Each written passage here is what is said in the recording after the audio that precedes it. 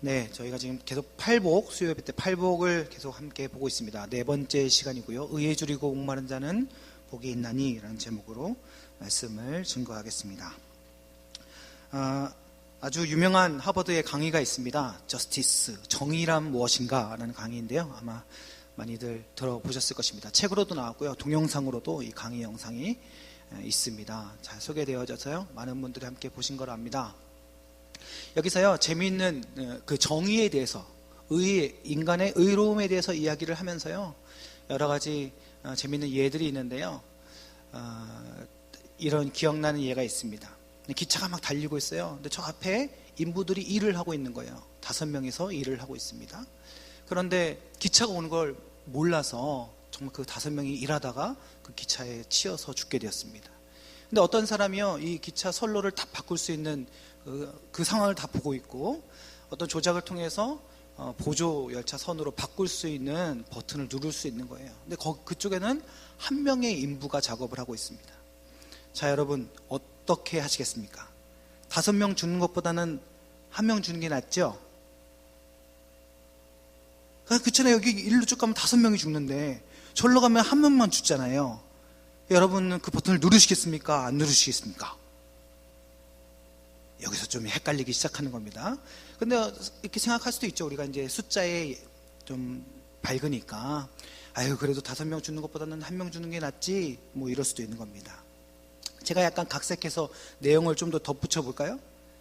딱 옮기면 1명만 주는 거예요. 그래요. 딱 선택했어요. 근데 딱 보니까 우리 아버지예요. 우리 아버지. 그 1명이 우리 아버지입니다. 여러분은 어떻게 하시겠습니까? 그러면 아까 딱 그랬잖아요. 그냥 조건으로만 볼 때는 1명 주는 게 낫지, 이렇게 생각했을 수도 있습니다. 그런데 그분이 우리 아버지예요. 나랑 관련 있는 인물입니다. 그러면 5명 주는 것보다는 1명 주는 게 낫지 하고 숫자로 계산했던 우리의 정의는 어디로 가고, 나랑 관계 있는 아버지 살리고자 5명 죽여야 되나, 다시 이런 고민을 하게 되는 것입니다. 뭐 여러 가지 깊은 이야기들을 나누면서 우리가 살아가는 사회 속에서, 인간의 사회 속에서 의로움이란 무엇인가, 여러 가지 깊이 있는 정의들을 해나가는 아주 좋은 강의입니다. 그러면서도 한계를 보게 되는 것이요, 사람이 생각하는 정의로움, 인간이 생각하는 의로움이란 과연 절대적인 것이 있을까, 정답이라는 것이 있을까, 의문을 던져보게 되는 것이죠. 어디에선 정의인 것이 저기에서는 정의가 아닌 것이고요, 여기에서는 정의였던 것이 저쪽에서는 또 정의가 아닐 수 있다는 것이죠. 사람을 먹는 것, 우리에게서 생각할 수도 없는 것이죠. 그러나 식인들이 모여있는 식인종, 아주 미개한 사회이지만 그들 사이에서는 하나의 자연스러움이고 정의로움일 수 있다는 것입니다. 과연 사람들이 있는 곳에서 무엇이 정의로운가, 의로움이란 인간 사회에서, 우리들 사이에서 과연 정말 정답이 있는가, 다시금 생각해 보게 됩니다.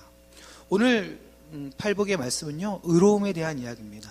여기서 우리가 이 말씀이 우리에게 이야기하고 있는 그 의에 대해서 한번 정리를 해보고 이야기를 펼쳐나가면 좋을 것 같습니다. 여기서 의라는 단어는요, 그 원어상의 단어를 보면 큰 의미와 작은 의미를 함께 가지고 있습니다. 우리가 흔히 알고 있는, 또 느끼고 있는 단어예요. 그렇지만 문자적으로 정리를 해보면 그렇습니다. 넓은 의미에서는 이 의는 하나님이 받으실 만한 조건입니다. 좀 말이 좀 어렵습니다만, 쉽게 표현하면 하나님이 만족하실 만한 그러한 정의, 이 사람의 의로움이 하나님이 기뻐하실 만한, 하나님이 인정하실 만한, 하나님의 판단과 하나님의 기준으로 받아들일 수 있는 것, 이것이 하나님의 기준, 큰 의미에서의 의입니다. 작은 의미에서의 의미는 무엇이냐? 각자에게 책임으로 주어진 정의와 도덕, 그러니까 인간, 사람 한 사람의 판단 속에서 주어지는 정의로움, 또 도덕적인 선택, 이런 것들을 의라 이야기를 하는 것입니다. 세상 사람들은요, 이것을 거꾸로 생각해요. 큰 의미에서의 의는 사람이 가지고 있는 도덕적인 판단이고, 그러한 도덕적인 사람들이 모여서 만든 것이 종교이라고 생각을 하기 때문에 어쩌면 이 입장이 바뀌어질 수 있습니다. 그러나 우리는 하나님을 알고 모든 것을 창조하신 창조주이신 하나님을 알기 때문에 하나님을 향한, 하나님을 만족시켜드리는 의의가 더 큰 의미이고, 그리고 우리 사이에서 행함과 실천으로 드러나게 되어지는 인간적인 판단과 그다음에 어떤 도덕적인 것을 더 작은 의미로 축소해서 우리가 해석해 볼 수 있을 것입니다. 이 의는 그러한 의미를 담고 있는데요. 이러한 측면에서 여기서 말하는 의를 해석해 보면 그 넓은 의미와 좁은 의미의 의로 우리가 해석해 볼 수 있습니다. 넓은 의미에서의 의는 다시금 우리의 기준으로 얘기해 보자면 결국에는 복음인 것입니다. 로마서 1장 17절에 복음에는 하나님의 의가 나타나서 믿음으로 믿음에 이르게 하나니 기록된 바 오직 의인은 믿음으로 말미암아 살리라 함과 같으니라. 성도가 그 믿음을 통해서 하나님이 기뻐하실 만한 어떠한 것을 충족시킬 수 있느냐, 성도가 이 믿음이라는 하나님이 기뻐하시는 이 믿음이라는 것을 통해서 하나님을 무엇으로 기쁘시게 해드릴 수 있느냐, 그것은 하나님이 원하시는 의를 채울 수 있다는 것입니다. 우리가 예수 그리스도를 믿음으로 말미암아 우리를 의롭게 하신 하나님의 역사를 인정하게 되는 것이고, 그리함으로 우리가 성도로서 하나님의 부르심 앞에 나아갔을 때 하나님께서 우리를 보시면서 하나님의 백성으로 인정하시는 그러한 의의 인정의 과정이 이루어지는 것이죠. 그래서 이 의는, 이 복음은 의라는 측면으로 다시 한번 해석을 해보면 하나님께서 그 백성을 살리시기 위한 하나님을 만족시키는 의가 되는 것입니다. 여기서 우리가 좀 생각해 봐야 될 부분은 무엇이냐면, 하나님과 의를 따로 떼어놓아서 하나님께서 의로우시다라는 표현을 할 수 있잖아요. 근데 엄밀히 말하면 하나님 그분이 최고의 의이신 것입니다. 아이고, 말도 잘 안 나오네요. 네, 제가 하도 많이 먹어서 명절 때. 네, 하나님 그분이 의이시기 때문에 그분이 완전한 의를 행하실 수 있는 거예요.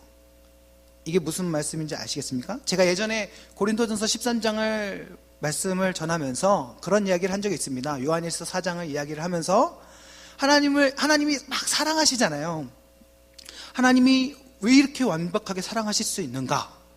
하나님이 곧 사랑이시기 때문에 그렇습니다. 그렇죠? 기억나십니까? 예, 기억나시면 감사하고요.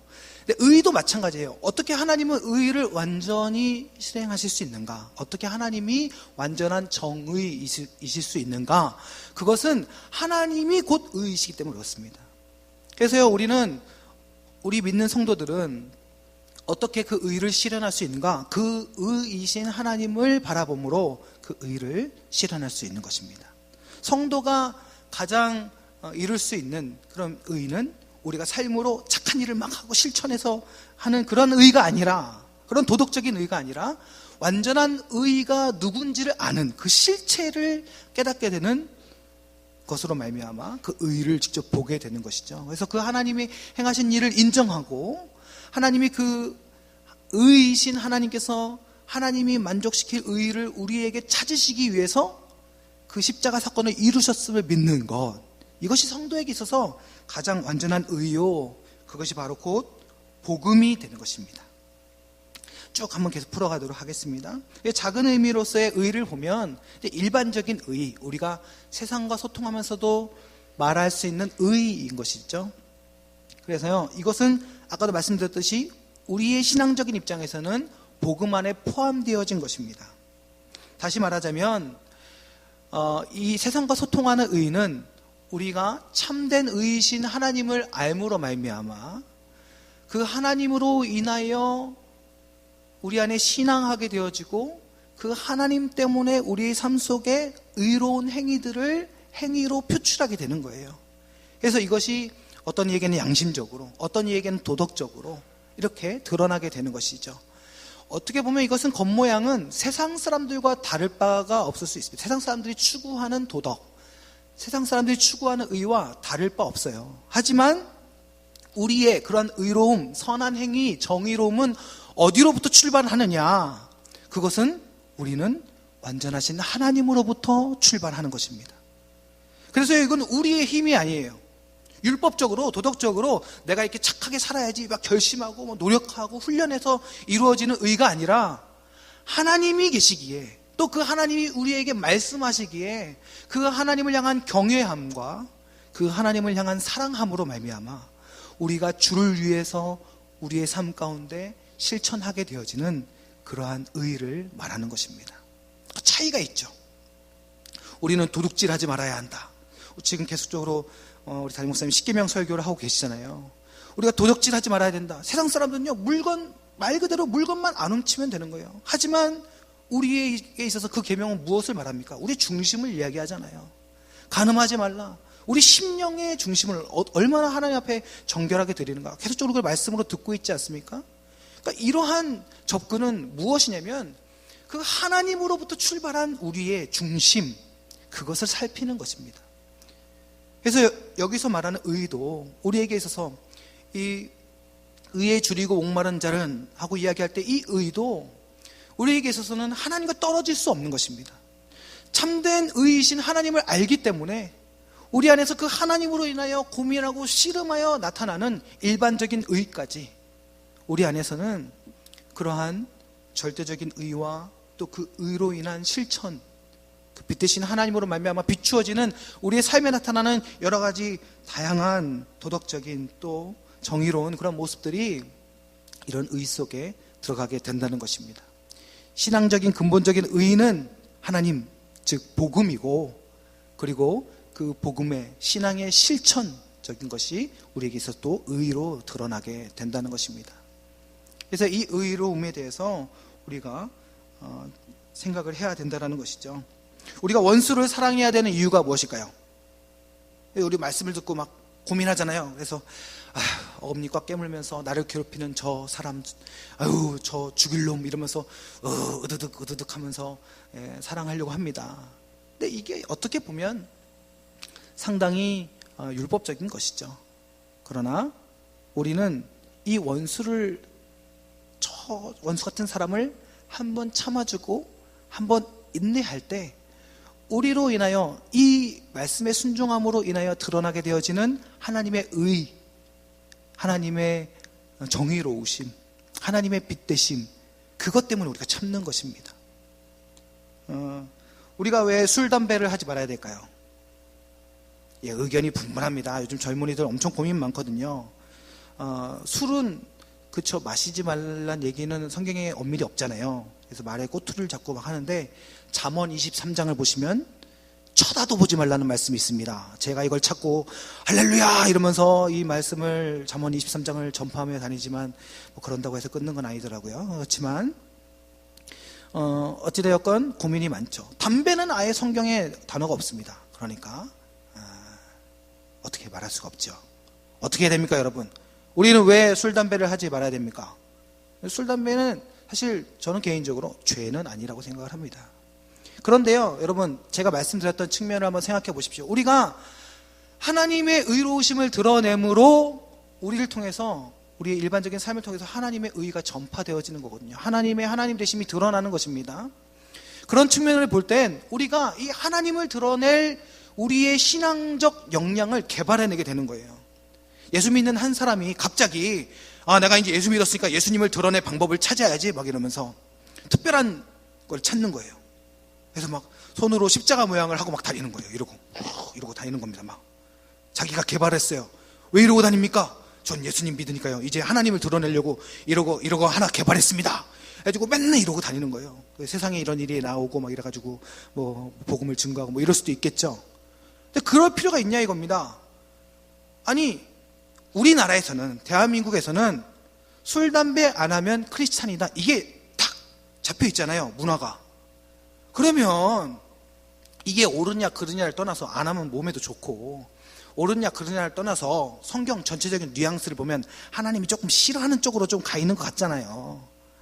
그러면 내가 하나님의 의를 드러내기 위해서 그냥 술, 담배 안 하는 겁니다.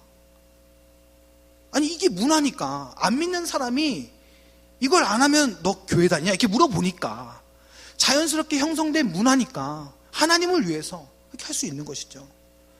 굳이 그걸 왜 막아야 되냐 이렇게 질문하는 사람들 중에 제가 보니까 10중 8구는 간절한 소망이 있더라고요. 그것에 간절한 소망이 있는 분들이 많이 이제 질문을 합니다.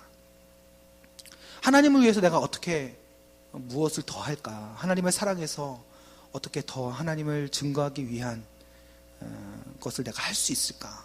또 고민할 필요 없이 지금 있는 우리가 크리스찬으로서의 우리의 모습을 드러낼 수 있는 문화에 대해서 우리가 하나님을 위해서 자연스럽게 인정하면 그건 더 이상 고민할 문제가 아닌 것 같습니다. 이미 만들어진 거잖아요, 우리 안에서. 제가 그런 얘기를 들은 적이 있습니다. 어떤 신입 직원이 크리스찬인데 이제 처음 회식 자리를 간 거예요. 또 부어라 마셔라 뭐 이런 거 하잖아요. 요즘에는 그래도 많이 회사들도 절제를 한다고 합니다. 감사하긴 합니다만 어렵죠, 그런 자리에 가면은. 그래서 고민을 하다가 그냥 한 잔 홀짝 한 거예요. 뭐 옆에서 권하면서 내 친구는 장로인데도 한 잔해, 심지어는 또 어떤 사람은 내 친구는 목사인데도 한 잔해 막 이러면서 마셔라 괜찮아 괜찮아 막 이러면서, 그래서 막 거절을 하다가 홀짝 마셨더니 나중에 그 권한 사람이 속으로 그런 생각을 하더라는 거예요. 나중에 대화를 하다가 알게 됐는데, 너도 가짜구나 이런데. 너도 가짜구나. 아유, 진짜 크리스찬들은 살기 너무 힘든 것 같습니다. 안 마시면 안 마신다고 핍박하고, 마시면 가짜라고 속으로 욕하고, 이거 어떻게 해야 됩니까? 참 재밌지 않습니까? 믿지 않는 사람들이 그런 생각을 한다는 거예요. 너도 가짜구나, 너도 가짜구나. 저도 군대에서 그런 경험이 있습니다. 저는 뭐 신학교부터 쭉 다녔으니까 뭐 그런 경험이 많지 않잖아요. 군대 갔더니 신입 병사 왔다고 중대장님이, 제가 이제 탱크를 탔기 때문에 그 부대에서는 중대장님이 신이에요, 신. 중대장님의 명령을 거절하면 죽는 겁니다, 그냥. 거기서 딱 소주 한 잔을 딱 주면서, 이병, 뭐 신병, 내가 이병 신야라 소리를 지르고 막 한 잔 하게 딱 줬어요. 제가 거기서 저는 교회 다녀서 술 안 마십니다 이랬어요. 그래서 거기 회식 자리였거든요. 돼지 한 마리 잡았는데 저 때문에 끝났습니다. 그날 밤 그냥 그 중대장님이 허허 울으면서 자기가 권하던 술 자기가 마시고, 뭐 아무튼 분위기 엉망이 돼가지고 제가 그 뒤로부터 며칠 있다가부터 보초를 나갔는데 밤마다 고참한테 뭐 맞지는 않고 욕을 그렇게 들었어요. 한 달 동안. 저는 우리나라에 욕이 그렇게 많은 줄을 그때 알았습니다. 전 세계의 모든 욕을 다 끌어다가 훌륭한 선임병이었죠. 그러고 나서 좀 몇 개월 지났는데요, 나중에 그 선임병한테 제가 이런 얘기를 들었습니다. 너는 진짜 같다. 제가 그 얘기 듣는데요, 눈물이 핑 돌더라고요. 주여, 이 고난의 끝이 이러한 영광으로 찾아옵니까? 이러면서 눈물이 핑 도는데, 사실 저희 부대에 그 군목이 아니고 군종이 있었거든요. 군종. 감리교 출신 전도사님이었는데 어찌나 술 담배를 사랑하시는지, 주님께서 원수를 사랑하라 그래서 그렇게 술 담배를 사랑한 것인지 모르겠지만 아무튼 아주 잘하시는 분이었어요. 근데 다 그 생각을 하고 있었던 거예요. 그와는 달리 저는 술도 안 하고 그 핍박 속에서 또 뭐 담배는 당연히 안 피고 하니까 하는 말이 너는 진짜 같다. 너는 진짜 것 같다. 이렇게 얘기를 하더라고요. 이게 옳으냐 그르냐를 떠나서 만일 이것을 우리가 절대적으로 해야 되지 않은 그다음 일종의 문화라면, 그렇지만 그 문화가 하나님을 드러낼 수 있는 것이라면, 우리가 그것을 통해서 하나님께 영광 돌릴 수 있다면 안 해야죠. 그렇지 않습니까? 그래도 못 참겠는 분들은 교회 다녀도 담배 필 수 있는 나라로 이민을 가시면 자유함과 기쁨으로 하실 수 있을 겁니다. 우리가 하나님의 어떠하심을 기준 삼고 하나님이 원하시는 것을 생각할 때, 사실은 우리의 이 인간들 사이에서, 사람들 사이에서 여러 가지 판단과 기준으로 모호한 것들이 하나님의 의로우심, 하나님 절대적인 의이신 하나님 그분의 기준을 생각하고 인격적으로 우리와 함께 교제하시면서 뜻을 보여주시는 하나님의 그 마음을 생각해 본다면 분명해지는 것이 상당히 많습니다. 우리가 우리의 삶 속에서 의로움에 대한 고민들 참 많이 하게 되죠. 어떤 것이 의인가? 하나님을 기준으로 우리가 이런 판단들을 세워나갔으면 좋겠습니다. 이러한 의에 줄이고 목마른 자라는 표현을 하고 있습니다. 오늘 말씀에 의에 줄이고 목마른 자. 사랑하는 성도 여러분, 우리가 의에 대해서 정의를 내렸습니다. 큰 우리의 신앙의 틀에서 보았을 때는 그 의는 곧 하나님이시요 복음인 것입니다. 여러분, 우리는 얼마나 그 복음에 줄이고 목마름을 가지고 있습니까? 반복되어지는 신앙생활, 믿음의 형태 속에서 우리는 얼마나 갈급하며 하나님을 찾고 있는지. 여러분, 우리는 또 수요일이 돼서 또 은혜 가운데 수요 예배에 나왔습니다. 이 예배 속에서 여러분 얼마나 깊은 갈급함으로 예배하고 계십니까? 하나님의 은혜의 말씀에 줄이고 목마름이 우리 안에 있는지 우리는 돌아보아야 할 것입니다. 얼마 전에 정주영 목사님 영상으로 보여줬던 내용들 중에 그 북한의 성도들에 대한 영상 기억나십니까? 그때 중간에 그 할머니 한 분의, 성도 한 분의 작은 목소리의 기도가 기억나시죠? 하나님 아버지 이러면서 숨어서 기도하는 그 기도의 내용입니다. 그들에게 있어서는 찬송 한번 소리내어 불러보고, 말씀 한번 소리내어 읽어보고, 기도 한번 소리내어 해보는 것이 얼마나 갈급한 은혜인 줄 모릅니다. 우리가 그러한 갈급함, 이런 풍요 속에서 하나님을 향한 갈급함을 과연 얼마나, 하나님의 의에 대해서, 복음에 대해서 줄이고 목마름이 우리 안에 얼마나 있는지 우리가 우리 스스로를 돌아보아야 할 것입니다. 언제 십자가를 붙들고 울어보셨습니까? 여러분, 우리가 언제 말씀을 읽으면서 하나님 앞에 통곡하며 탄식하며 그 하나님의 도우심을 구해보았습니까? 복음이 아니면 죽는다. 어떻게 하면 복음을 갈급해하는 것일까요? 이건 저는요, 우리가 갈급해하는 것들이 지금 무엇인가를 생각해보면 된다고 생각합니다. 여러분, 지금 갈급해하는 것이 무엇일까요? 오늘날 이 사회를 살아가는, 이 땅을 살아가는 우리가 갈급해하는 것들이 무엇입니까? 제일 갈급한 게 뭐예요? 돈이죠. 돈. 에휴, 돈만 있으면 되겠네. 물질에 대해서 여러분 갈급할 때 그 심령만큼 하나님의 은혜에 대해서 갈급해야 하십니까? 내게 주어진 권세, 그 직분, 그 자리, 그것에 대한 마음만큼 복음에 대해서, 하나님의 은혜에 대해서 갈급해야 하십니까? 우리의 중심을 돌아보아야 할 것입니다. 제가 이제 주변에 저희 목회자들, 동기들 많이 교제하다 보면 교회에 대한 상황들, 사정들 많이 듣잖아요. 그러면은 재밌는 이야기들 많이 듣습니다. 이해도 되고 저도 서운할 법하지만 그런 사건들, 주보의 이름 잘못 한번 나가가지고 상처받으면 위로받고 왜 그랬어요 이러고 죄송합니다 하고 서로 치유하면 되는데, 그냥 교회 떠나고 이런 성도님들 얘기하면서 미안해하고 안타까워하고 그런 얘기를 많이 들어요. 근데 저는 어렸을 때 기억나는 한 사건이 있습니다. 부흥회였는데요. 그때 제 모교회에서는 부흥회 모든 순서들을 하나의 주보로 이렇게 딱 나왔던 것 같아요. 그런 주보 순서를 만들어서 나왔는데, 장로님들이 이제 대표기도 하시잖아요. 거기에 한 장로님이 있었습니다. 김팔도 장로님이라고. 제 본명이 있는데 까먹었어요. 근데 그분이 이름을 김팔도 장로님으로 이제 이름으로 바꿨어요. 왜 그러냐? 팔도에 교회를 세우러 다니시는 장로님이셨거든요.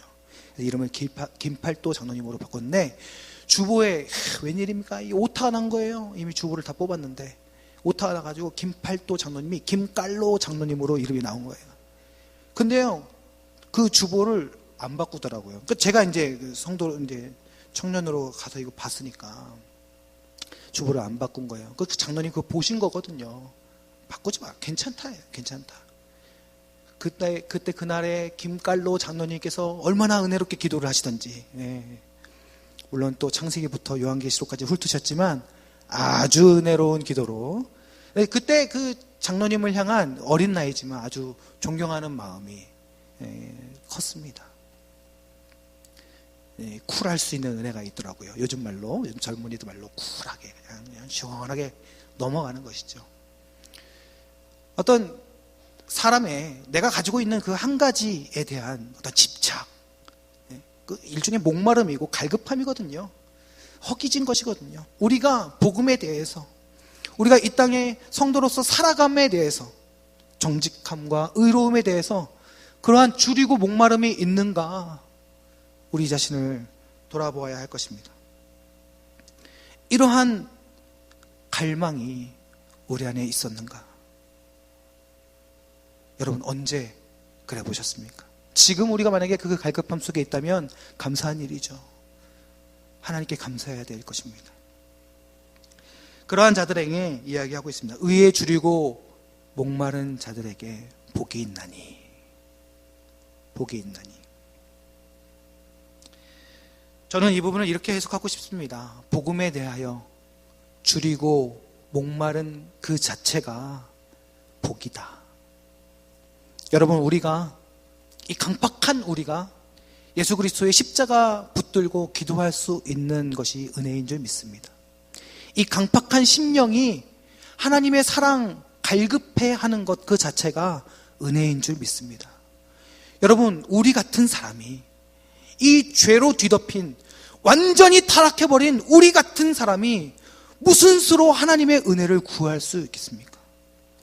여러분, 우리가, 이런 교만한 우리가 무슨 힘으로 하나님의 은혜를 사모할 수 있겠습니까? 무슨 동력으로, 무슨 동기로, 무슨 능력으로 우리가 그 은혜를 구할 수 있는 겸손함으로 우리를 무장할 수 있겠습니까? 여러분, 불가능합니다. 어느 순간 말씀을 듣고 어느 순간 잠깐 우리는 그렇게 할 수 있어도 돌아서면 다시금 죄된 모습으로 돌아오는 것이 바로 우리의 모습인 것입니다. 여러분, 의에 줄이고 목마를 수 있는 것, 우리가 복음에 갈급해하고 십자가로의 은혜를 구하는 것, 여러분, 이것은 하나님께서 부어주시지 아니하시면, 성령께서 우리 가운데 역사하시지 아니하시면 이루어질 수 없는 것인 줄 믿습니다.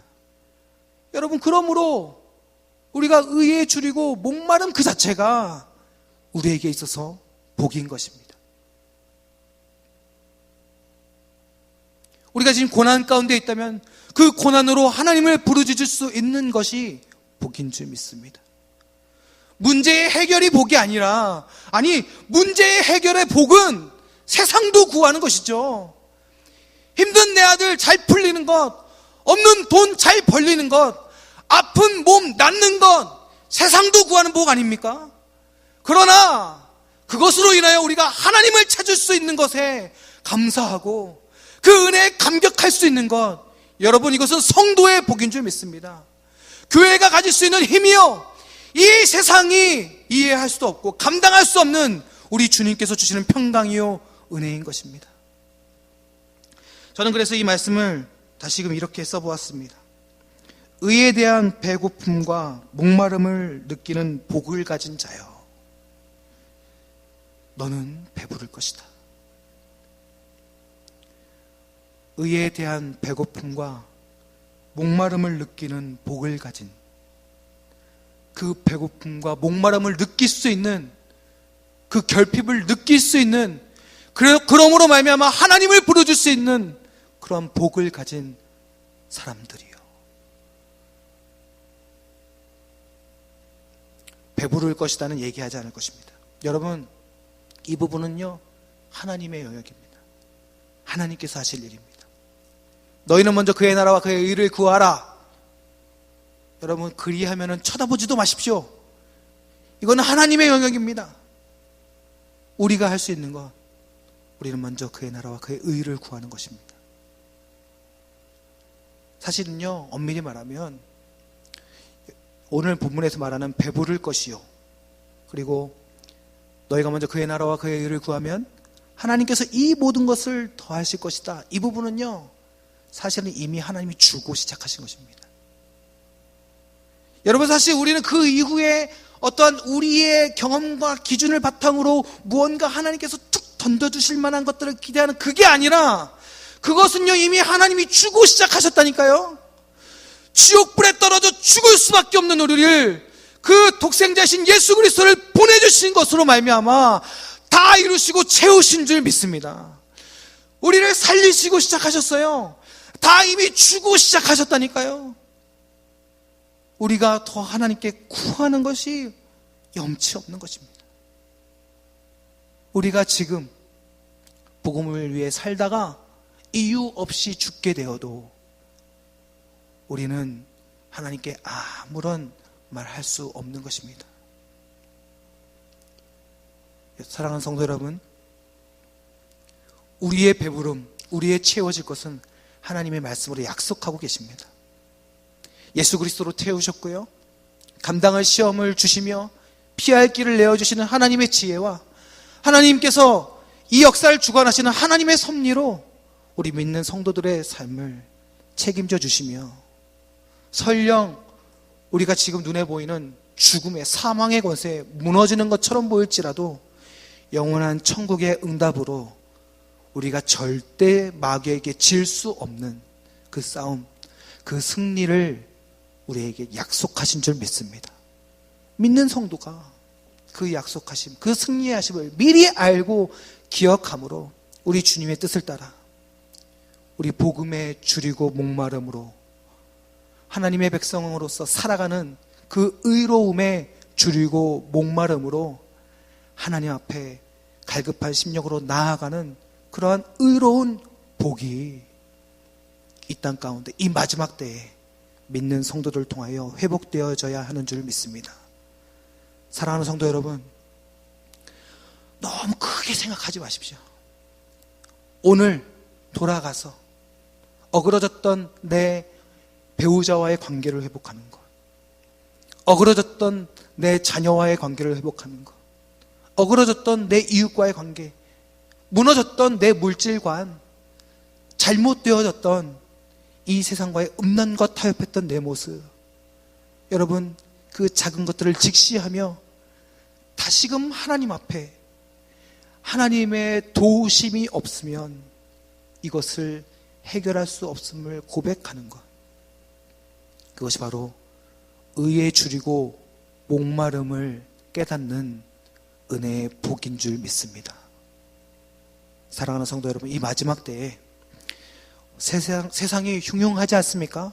이 나라뿐만이 아니라 온 세상이, 온 세계가 여러분 물질관으로 인하여서, 경제로 인하여서 흉흉합니다. 미국의 대선에 어떤 샌더스라는 한 주자가, 대선 주자가 엄청난 인기를 끌고 있습니다. 그렇죠? 그래서 그가 주장하는 모토를 보면 뭐 이런 겁니다. 미국의 90%의 이윤을 미국에 있는 1%의 국민이 모두 누린다는 것은 불공평하다. 이렇게 주장하면서 물질관에 대한 정의로움, 그것들을 막 이야기할 때 사람들이 반응하는 거예요. 실제로 그 삶을 살아가는 사람들이 반응을 하는 것입니다. 놀라운 것은 미국의 10대들, 그때 미국에는 18살부터 투표를 하게 되는데 미국 18살부터 시작해서 20살, 20대들까지 83%가 지금 샌더스를 지지한다고 합니다. 그러면서 제가 봤던 그 칼럼에서 마지막 남겨두는 멘트가 무엇이었냐면, 지금 이 세상을 살아가는 우리의 세대는 우리의 다음 세대들에게 무언가 새로운 대안, 이들에게 보여줄 이 세상을 읽는 새로운 길을 넘겨주고 열어줘야 된다라고 이야기를 하는 것이죠. 사랑하는 성도 여러분, 우리가 복음의 의로 말미암아 하나님과의 관계 속에서 우리의 심령을 깨우고, 그리고 그것을 소유한 우리들이 우리의 삶으로 돌아가 빛된 성도의 삶, 이 땅의 정의로움과 의로움, 정직함과 선함을 드러낼 때 우리는 우리의 다음 세대들에게 우리의 복음의 빛으로 말미암아 이 땅을 온전히 세워갈, 하나님 뜻에 합당할 새로운 대안을 우리의 다음 세대들에게 물려주게 되는 줄 믿습니다. 오늘 하나님 앞에 우리가 이렇게 기도했으면 좋겠습니다. 주님, 하나님을 향한 갈급함을, 우리의 양심이 화인맞고 신앙의 형태와 습관의 화인마저 굳어버린 우리의 심령, 주님 녹여주시고 하나님을 향한 갈급함과 배고픔과 목마름을 허락하여 주셔서 하나님, 내가 다시 주님을 향하여 어린아이처럼 울부짖을 수 있는 그러한 의의 회복을 허락하여 주시옵소서. 그 은혜로 인하여 순전한 고백과 신앙으로 우리 아버지 하나님 앞에 다시금 나아가며 신앙과 믿음을 회복하는 믿음의 성도님들 되시기를 주님의 이름으로 간절히 축원합니다.